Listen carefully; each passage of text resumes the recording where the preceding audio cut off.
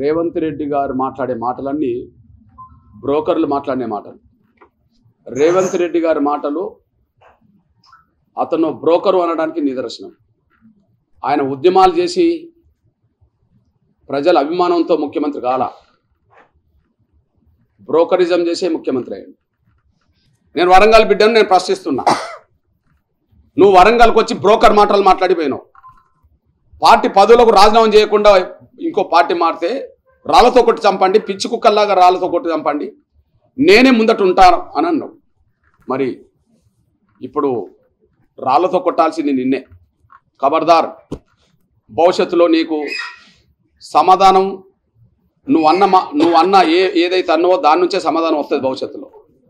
ఇప్పుడు మీరు మాట్లాడిన మాటలు జనంలోకి వెళితే ఆ జనం నుంచి ఎవరన్నా మళ్ళీ నీ మీదనే రాళ్ళు ఇస్తే అది దానికి నువ్వే బాధ్యత వహించాల్సి వస్తుంది అనే విషయాన్ని నువ్వు పక్కన పెట్టుకొని తిరిగితే మాత్రం ఆయన రాజీనామా చేయకుండా నువ్వు మాట్లాడినా ఆయన పక్కన పెట్టుకొని తిరిగినా కూడా నీ మీద పడవచ్చు రాళ్ళు, వాళ్ళ మీద కడియం సేర్ మీద కూడా పడవచ్చు.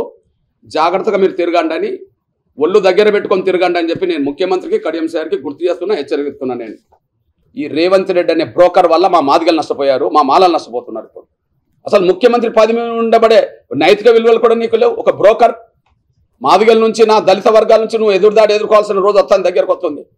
నాకు తెలిసి ఎవరికి లేనంత ప్రాధాన్యత చివరికి మాదిగల్ని కూడా పక్కకు పెట్టి కేసీఆర్ కడియం సార్కి ఇచ్చారు. కడియం సారి బ్రోకర్ మాటలు నమ్మి మాదిగలు కూడా పక్కకు పెట్టిండు. మా రాజాన్ని పక్కకు పెట్టినట్టే కదా, మాదిగలను కూడా పక్కకు పెట్టి నీకు అవకాశం ఇచ్చాడు.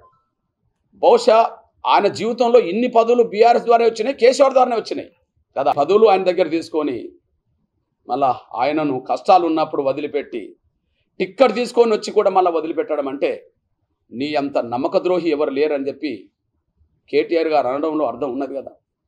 ఎంతోమంది పోతున్నారు, అవకాశవాదంతో వాళ్ళని ప్రోత్సహించారంటే ఎంతోమంది పేరు చెప్పలేదు కదా కేటీఆర్ గారు. ఒకే ఒక్క పేరును ఉద్ధరించి మాట్లాడినంటే అది వరంగల్కి సంబంధించిన కడియం సేర్ కదా. అంటే కడియం సేర్ దగ్గర కేసీఆర్ పంపిన డబ్బులు ఉన్నాయి, ముఖ్యమంత్రి హోదాలో బ్రోకరిజం చేసి సంపాదిస్తున్న రేవంత్ రెడ్డి దగ్గర కూడా డబ్బులు ఉన్నాయి. ఇప్పటికే 100 కోట్ల రూపాయలు పెట్టైనా గెలిపించుకోవాలి కూతురునని చెప్పి ప్రచారం జరుగుతుంది. ఒక్కొక్క ఓటుకు 5,000 ఇచ్చేయని సరే తన కూతుర్ని గెలిపించుకుంటామని చెప్పి అంటున్నారు. ఎందుకంటే 2 రకాల డబ్బులు వచ్చినాయి. బహుశా ఏ పార్టీ అభ్యర్థికైనా ఆ పార్టీ డబ్బులు కొంత వస్తాయని అంటారు, కానీ కడియం సార్కి మాత్రం 2 రకాల డబ్బులు వచ్చినాయి. ఎందుకంటే 2 టికెట్ తీసుకున్న మహానీయుడు అతను. వరంగల్ పరువు ప్రతిష్టలు చాలా ప్రపంచ స్థాయిలో చాలా గొప్పగా పెంచిండు అతను. రేవంత్ రెడ్డి గారి మాటల ప్రకారమే ఎస్సీ కాకపోయినా తను 40 ఏళ్ళుగా ఎస్సీలకు రావాల్సిన అవకాశాలు అనుభవించాడు. ఇప్పుడు మళ్ళీ తన కూతురుకు మరో 40 ఏళ్ళు రాజకీయ జీవితం ఇవ్వడం కోసం 100 కోట్ల రూపాయలు ఖర్చు పెట్టడానికైనా సిద్ధపడుతున్నాడని ప్రచారం జరుగుతుంది. దేవుడి పేరుతో బీజేపీ రాజకీయాలు చేస్తుంది అన్నాడు. ఈ ఎన్నికల రాజకీయాలన్నీ నువ్వు దేవుడి పేరుతో చేస్తున్నావు ఇప్పుడు. ఎందుకంటే బహుశా ఏ దేవుడి గుడికి వెళ్ళినా ఆ దేవుడి మీద ఒట్టేస్తున్నాడు ఇప్పుడు. అతను దేవుళ్ళు కూడా పాపం ఓరు నాయన నువ్వు అమలు చేయకపోతే నాకు తగులుతుంది రా నాయన అనుకుంటారు. ఇప్పుడు సాధారణ దేవుడి మీద ఒట్టేసి చెప్తున్నా నేను పలానా రోజు ఇవన్నీ ఇస్తాను అంటాడు కదా. రే పలానా రోజు ఇవ్వుతాను అనేటోడికి ఇప్పుడు అడ్డం ఏమొచ్చింది? నోటిఫికేషన్ అడ్డం వస్తే, ఎన్నికల విషయం అడ్డం వస్తే ఆగస్టు దాకా ఎందుకు పోవాలి? జూలైలో ఇవ్వచ్చు కదా, జూన్లో అయిపోతుంది కదా. ఎన్నికలు కూడా అయిపోయిన తెల్లారు కూడా ఇవ్వచ్చు కదా, జూన్లోనే ఇవ్వచ్చు కదా. అంటే ఎవరి మీద ఒట్టేసి రాజకీయాలు చేస్తున్నావు, ఓట్లు అడుగుతున్నావు? నీ మీద ఒట్టేసుకోవట్లేదు, నీ కుటుంబం మీద ఒట్టేస్తలేవు. మనతో ఎట్లాగో దేవుడు మాట్లాడలేడు కదా ఓపెన్గా. ఆయన బాధలు మనకు చెప్పలేడు కదా, మనమైన బాధలు చెప్పాలి కానీ దేవుళ్ళకు దేవతలకు. కానీ దేవుడి పేరుతో బీజేపీ రాజకీయాలు చేయడం ఏంది? దేవుడి పేరుతో నువ్వు దేవుడి మీద ఒట్టేసి నువ్వు ఓట్లు అడుగుతున్నావు, రాజకీయాలు చేస్తున్నది నువ్వు. వరంగల్ అభివృద్ధి నా బాధ్యత ఈమెను గెలిపిస్తుంటుంది. సరే, వరంగల్ అభివృద్ధికి కేంద్రం ఖర్చు పెట్టాలంటే ఇక్కడ బీజేపీ ఎంపీ ఉండాలన్నా, కాంగ్రెస్ ఎంపీ ఉండాలన్నా? 3వ సారి కూడా ప్రధానమంత్రి నరేంద్ర మోడీ గారు బీజేపీ అని విశ్లేషణ జరుగుతుంది. మరి అట్లాంటప్పుడు కేంద్రం నిధులు రావాలంటే ఇక్కడ బీజేపీ అభ్యర్థి గెలవాలన్నా, కాంగ్రెస్ అభ్యర్థి గెలవాలన్నా? కాంగ్రెస్ ఆడ పరిపాలన రాదు, అది అందరూ తెలిసిన విషయమే. కాబట్టి ఇక్కడ కాంగ్రెస్ గెలిస్తే వరంగల్ అభివృద్ధి జరుగుతుందని ఎవరు నమ్మాల్సిన అవసరం లేదు.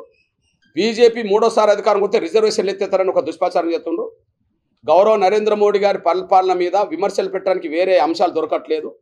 అభూత కల్పనతో కూడా అసత్యాల ప్రచారం చేసి కింది వర్గాల ప్రజల్ని భయభ్రాంతులకు గురి చేసి ఓట్లను కాంగ్రెస్ పార్టీ వేయించుకోవడం కోసం చేసే ప్రచారమే తప్ప అందులో సత్యం లేదు అనడానికి సాక్ష్యం మీ దృష్టి తీసుకొస్తున్నాను నేను. ఎస్సీ ఎస్టీ బీసీల రిజర్వేషన్లకు మాత్రం డోకా లేదు. రాజ్యాంగానికి ఏదైనా ప్రమాదం వచ్చిందంటే ఇందిరాగాంధీ కాలంలో వచ్చింది.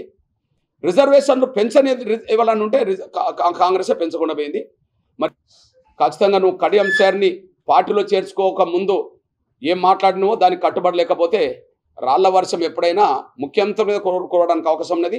నేను రాళ్ళు ముఖ్యమంత్రి మీద ఏమని నేను అనను, కానీ ఆయన మాటలు జనంలోకి వెళ్తే ఎవరన్నా దానికి అనుగుణంగానే స్పందించడానికి అవకాశం ఉన్నది. జాగ్రత్తగా రేవంత్ రెడ్డి ఉండాలా, జాగ్రత్తగా కడియం సార్ ఉండాలని కోరుతున్నా. సవాల్ ఇసిరాడు కాబట్టి హరీష్ రావు రాజీనామాకు వచ్చాడు. సవాళ్ళు స్వీకరించలేడు రేవంత్ రెడ్డి, తప్పించుకుంటాడు. డిసెంబర్ 9 పోయింది, జనవరి, ఫిబ్రవరి, మార్చి, ఏప్రిల్, మే 9 కూడా దాటుతుంది.